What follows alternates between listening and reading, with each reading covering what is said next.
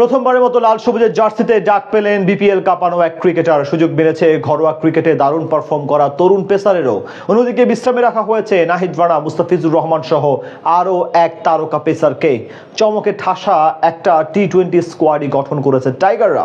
লিটন দাসের নেতৃত্বে টাইগারদের টি-20 স্কোয়াডের শক্তিমত্তা নিয়ে বিস্তারিত এই রিপোর্টে। গুঞ্জনটাই শেষ পর্যন্ত সত্যি হলো।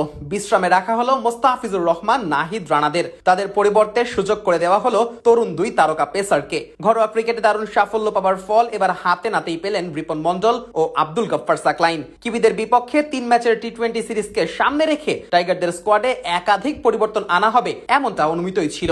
নির্বাচকদের দেওয়া স্কোয়াড ঘোষণার পরই সেই অনুমানের সত্যতা মিলল।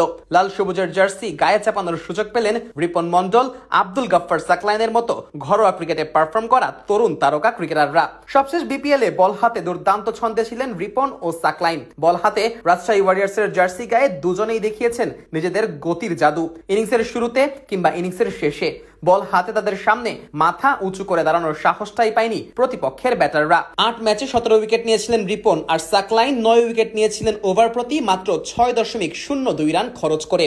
আর এমন দুর্দান্ত পারফরমেন্সের ফলশ্রুতিতে নিজেদের প্রথম আসরেই রাজশাহী ওয়ারিয়র্সকে চ্যাম্পিয়ন বানাতে সম্মুখ সারির ভূমিকাটাই রেখেছে এই দুই তারকা পেসার। এরপর থেকেই গুঞ্জন ওঠে এই দুই তারকা পেসারকে জাতীয় দলে অন্তর্ভুক্ত করার। শেষ পর্যন্ত এলো সেই মাহেন্দ্র খন। নিউজিল্যান্ডের বিপক্ষে প্রথম 2 ম্যাচের জন্য টাইগারদের স্কোয়াডে সুযোগ পেলেন এই দুই তারকা পেসার। এদিকে তরুণদের সুযোগ দিতে গিয়ে বিশ্রামে গিয়েছেন মুস্তাফিজুর রহমান, তাসকিন আহমেদের মতো অভিজ্ঞ পেসাররা। সাথে গতি তারকা নাহিদ রানাকে রাখা হয়েছে বিশ্রামে। যদিও মুস্তাফিজুর রহমান খেলবেন না সেটাও এক প্রকার নিশ্চিতই ছিল, কেননা এর আগেই মুস্তাফিজকে পিএসএল এ খেলার জন্য এনওসি দিয়ে রেখেছিল বিসিবি। ফলে টাইগার এই বাহাতি ওয়ানডে সিরিজ শেষ করেই আবারও পাড়ি জমাবেন পিএসএল এর মঞ্চে।